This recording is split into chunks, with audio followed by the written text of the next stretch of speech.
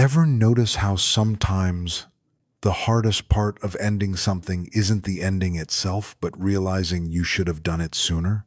You hang up the phone, close the laptop, or walk away from the conversation, and instead of devastation, something unexpected happens.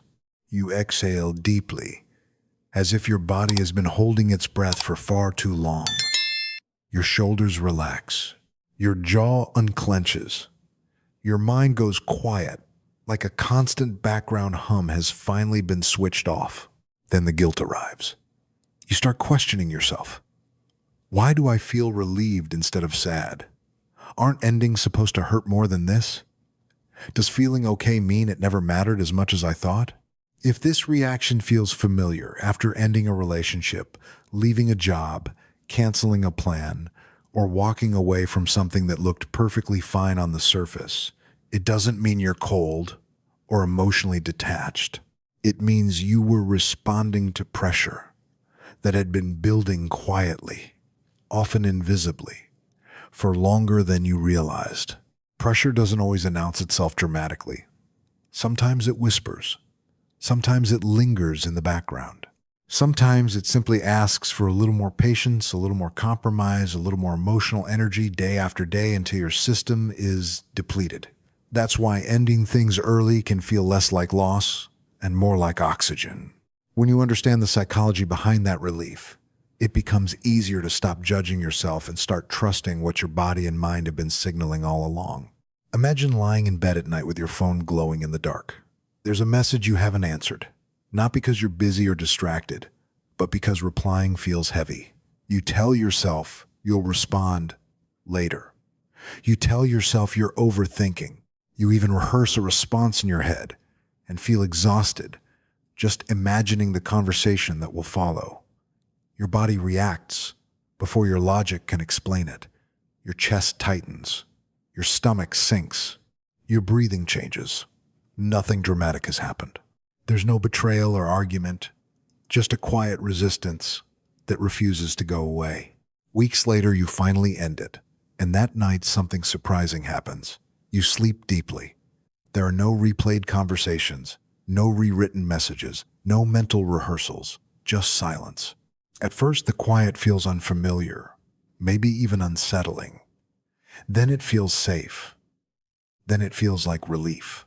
This experience is common for what psychologists often describe as anticipatory sufferers, people whose minds don't wait for pain, but pre-experience it.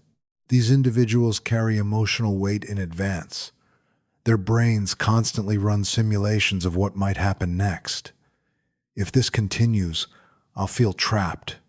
If I stay, I'll resent myself. If I don't end this now, it will only get harder. Their stress response isn't reacting to the present moment, but to a predicted future. When the situation finally ends, the relief doesn't mean it didn't matter. It means the waiting stopped. The uncertainty ended. The internal countdown finally shut off. There's another quieter mindset that often goes unnoticed. Someone asks how you're doing, and you say you're fine. Not happy, not miserable, just fine. You show up, you adapt, you keep the peace. You tell yourself, this is what stability looks like. Nothing feels wrong enough to justify leaving, and that's exactly the trap. This is the quiet resigner. Psychologically, this type survives by minimizing their needs. They're resilient, accommodating, and capable of tolerating low-level dissatisfaction for long periods of time. But chronic tolerance creates background stress. It dulls joy. It drains energy. It makes life feel flatter than it should. Over time, you stop asking yourself what you want and start asking what's reasonable, acceptable, or expected. When someone like this finally ends things early, the relief can feel confusing. There's no dramatic grief or emotional collapse, just a calm that reveals how tense they were before. They don't miss it as much as expected because emotionally they left long ago. They weren't choosing it anymore. They were enduring it. Then there's the pattern recognizer, a sharper, more intuitive type. These are people who connect quickly, care deeply, and see potential. But the moment something feels familiar in the wrong way, their instincts pull the brakes. It's not annoyance or inconvenience, but emotional déjà vu, a tone, a dynamic, a subtle imbalance. The nervous system remembers before the conscious mind can argue back. Ending things early feels like relief because it feels like escape. Sometimes this reaction is wisdom earned through experience. Sometimes it's fear disguised as wisdom. The important question isn't judgment, but curiosity. Was this a moment of self-protection, or was it a door closing before something new had a chance to unfold? Finally, there's the self-returner, a type few people openly admit to being. This is someone who slowly reshapes themselves to fit a situation. They soften their opinions, quiet their instincts, and choose their words more carefully. Nothing breaks. No dramatic line is crossed. But gradually, they shrink.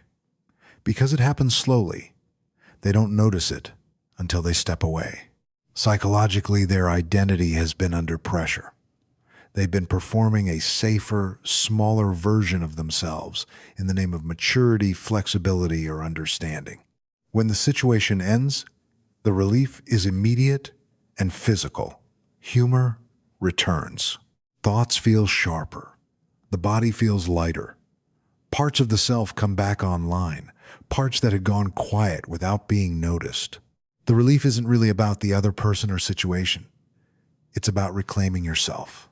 Relief appears when the nervous system stops negotiating, when it no longer has to brace, tolerate, explain, or hope things will magically change. That's why relief can feel powerful and confusing at the same time.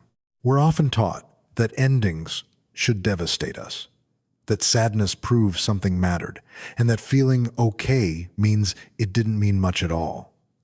But that isn't how humans work. Relief doesn't mean you didn't care. It means you noticed a cost, emotional, psychological, or personal, and chose clarity instead. Ending things early isn't dramatic. It's quiet, awkward, and sometimes lonely. But it's honest.